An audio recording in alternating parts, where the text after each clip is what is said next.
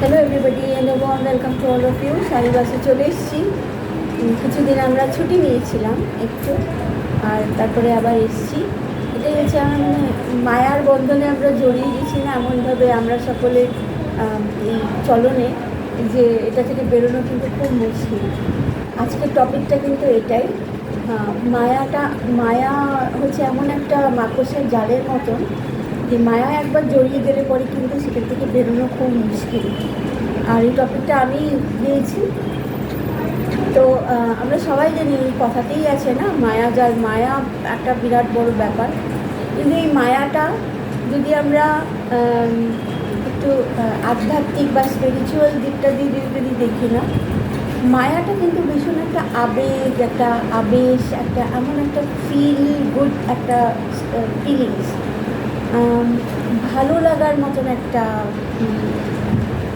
একটা সেন্সেশন, যেই ইয়েতে থাকতে না, যেই স্টেটটাতে থাকতে খুব ভালো লাগে। যদি এটা স্পিরিচুয়াল মায়া হয়, আমি ভগবানের কথা চিন্তা করছি, আমি একটা কল্পনার জগতে সেরকম একটা সেই একটা জগতে আমি চলে গেছি, যেখানে সব ভালোই ভালো, সবাই হাসি খুশি, এটা মায়ার জগৎ চিন্তা করছে। এটাতে তুমি যত জড়িয়ে পড়বে, যত চিন্তা করতে থাকবে, তত কিন্তু তোমার সেই ভালো লাগার একটা আবেশ তুমি একদম আচ্ছন্ন হয়ে থাকবে। এটাই বোধহয় নেশা, এটাই বোধহয় আধ্যাত্মিক স্পিরিচুয়াল নেশা, এটা থাকা।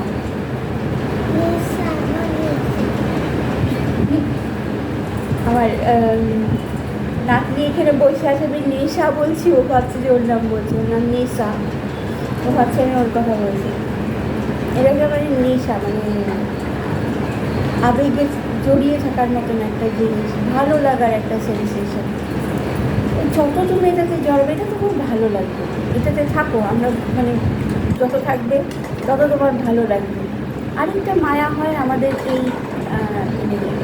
জাগতিক ওয়ার্ল্ডলি লাইফে, আমাদের এই দৈনন্দিন জীবনে যে মায়াটা থাকে, সেই মায়া, মোহ, ভ্রম, অনেক কিছু থাকে নিজেদের মধ্যে। সেই মায়ার মধ্যে কিন্তু একটা ভালো থাকে, কিছু ভালো থাকে, কিছু খারাপ থাকে।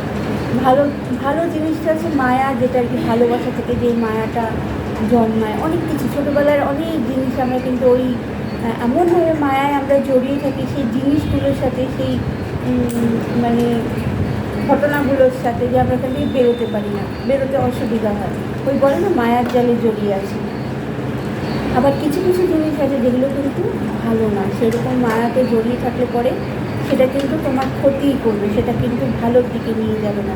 অনেক কিছু আছে যেটা নেগেটিভিটির দিকে কিন্তু নিয়ে যাবে। তো আমরা সেটাকে আমাদের সেই উইজডমটাকে দিয়ে আমাদেরকে বেছে নিতে হবে কোনটা ঠিক, কোনটা বেঠিক। এখন আমার যে বয়স, এখন তো আমি বেরিয়ে যাবোই, বুঝতেই পারবো না।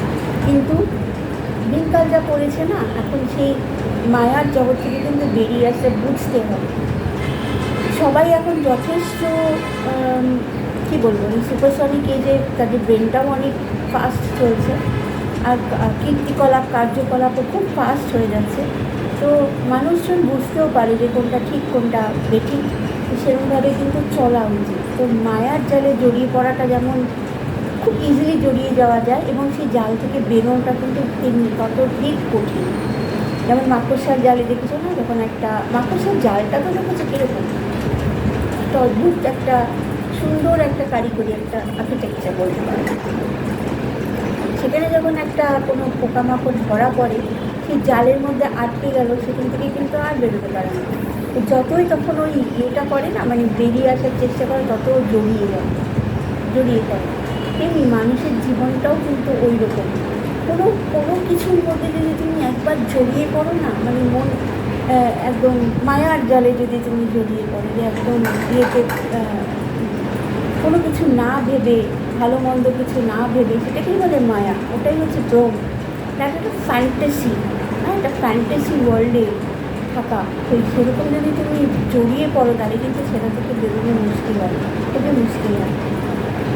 তার জন্যই বলে না, এই জাগতিক জীবনটাকে, এই ওয়ার্ল্ডলি ডিজায়ার্সগুলো যেগুলো আছে, সেগুলো কিন্তু সবই আমাদেরকে, আমাদের বুদ্ধিজমে বলে যে ওয়ার্ল্ডলি ডিজায়ার্স থাকা কিন্তু ভালো, কেননা সেইগুলো থেকেই কিন্তু তোমাকে আস্তে আস্তে ভালোর দিকে নিয়ে যাবে। তো তোমার কেননা তোমার ডিজায়ার্সগুলো যেগুলো আছে সেই ডিজায়ার্সগুলোকে ফুলফিল করতে হয়।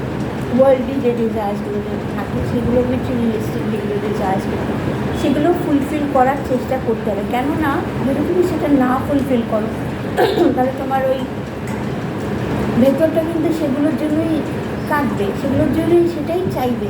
হ্যাঁ, তো সেটা যতক্ষণ না তুমি সেটাকে ফিড করছো, সেই মায়াটা, সেই ড্রিমটাকে, সেই জিনিসটাকে যতক্ষণ না তুমি ফিড করছো, until and unless you satisfy those desires, those feelings, তাহলে কিন্তু সেগুলো তোমাকে তাড়া করে বেড়াবে। আর তাহলে তোমার মনটার মধ্যে কিন্তু সেই স্থিতিটা আসবে না। ওয়ান্স ইউ গেট ইট, যে কোনো জিনিস যখনই তুমি সেটা পেয়ে যাবে না, তখনই then you will know the thing, তখন তুমি জেনে যাচ্ছ যে কী ব্যাপার হচ্ছে, তখন তোমার কিন্তু মনটা শান্ত হবে। And then you can move forward and then move towards happiness. যেটা টুয়ার্ডস হ্যাপিনেস তো মানে এগুলো তখন হচ্ছে তোমার অ্যাবসলিউট হ্যাপিনেসের দিকে তুমি তখন রওনা দিচ্ছে। এবং যখন তোমার এই ওয়ার্ল্ডলি ডিজায়ার্সগুলো যখন তুমি ফুলফিল করে দিতে পারছো, তাই জন্য এই ওয়ার্ল্ডলি ডিজায়ার্সগুলো কিন্তু তোমাকে you will push you towards that absolute happiness. তো মায়া থাকা ভালো, মায়ার মধ্যে জড়িয়ে পড়াও ভালো, কিন্তু ওই রকম একটা নিজের মধ্যে নিজের এই যে 5 ফুটের মধ্যে না, এর মধ্যে সেই কন্ট্রোলিং ওই রিমোটটা যাতে তোমার কাছে থাকে। ইউজ ইউর উইজডম, আসল কথা সেই উইজডমটা হচ্ছে মেন, ওটার মধ্যে কিন্তু একদম ভেসে যেও না। হ্যাঁ, কোনো এগুলো কিন্তু তোমার মায়াটাও কিন্তু one sort of subtle negativity. যদি তোমাকে সেটা খারাপ দিকে নিয়ে যাচ্ছে তো it is always a negative point. কিন্তু যদি তোমার সেটাকে ভালোর দিকে নিয়ে যায়, তোমার ড্রিমস ফুলফিল করার জন্য তোমাকে নিয়ে যায়, তাহলে ভালো, সৎ পথে, কোনো খারাপ পথে না। আর সৎ উদ্দেশ্যে যদি সেটা হয় তাহলে তো খুবই ভালো। আমরা বলি না এই পৃথিবী থেকে পৃথিবীটা তো একটা মায়ার জাল, তাই না? এটাকে বলে এটা একটা বিশাল বড়, একটা বিরাট বড় মায়ার জাল। এটা এখান থেকে বেরোনো, যার জন্য বলে ও মায়া থেকে বেরোনোটা খুবই খুবই কঠিন, বেরোনো যায় না। যার জন্য মানুষের মৃত্যু যেতে হয়, মোট যেতে হয়, এইসব যেগুলো ছেড়ে দিয়ে চলে যেতে হবে, এটাই হচ্ছে একটা মৃত্যু। বিরাট একটা মানে না মরতে কারোরই মরতে ইচ্ছা করে না, কারোরই পৃথিবী এত সুন্দর একটা পৃথিবী ছেড়ে যেতে ইচ্ছা করে না। কেন? এই যে মায়ার বন্ধনগুলো থাকে, এত সুন্দর এত সুন্দর এত সুন্দর, এগুলো ছেড়ে চলে যেতে হবে, এই যে টাইলসগুলোকে ভেঙে যেতে হবে, এটাই হচ্ছে আসল কারণ। মানুষের মৃত্যুর ভয় থাকে, এই জন্য চলে যাবো, থাকবো না। কিন্তু এটাকেই আমাদের ভাবতে হবে। এই যে এগুলোকে বলে ডিলিউশন, যেগুলো হচ্ছে মায়া, এগুলো হচ্ছে মায়া। এইগুলো যেই মুহূর্তে আমরা না কাটিয়ে উঠতে পারবো, সেই মুহূর্তে কিন্তু আমরা আনন্দের সাথে মৃত্যুবরণ করতে পারবো। Then will have a purpose for this life. আমার পারপাসটা এটাই না যে আমি খালি আমার এই আনন্দ ফুর্তি করে। Of course life itself is a very joyful journey. তো লাইফটাকে এনজয় করো, লাইফটাকে এনজয় করার সাথে সাথে এইগুলো যেগুলো থাকবে সঙ্গীগুলো, ওগুলোকে প্রায়োরিটি দিও না, লাইফটাকে প্রায়োরিটি দাও। কীরকমভাবে তুমি লাইফটাকে কাটাচ্ছ, সেরকমভাবে যদি কাটাতে পারো তাহলে দেখবে এভরিথিং ইজ হাঙ্কি ডোরি। আর এই মায়ার বন্ধন এই জন্যই বলে না,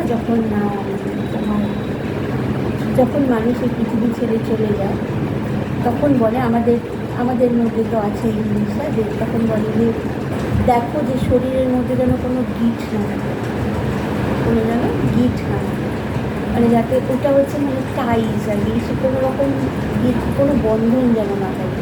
এই মায়ার বন্ধন বলে, এই বন্ধনগুলো যেন না থাকে, যেন সবটা খুলে দিতে বলে।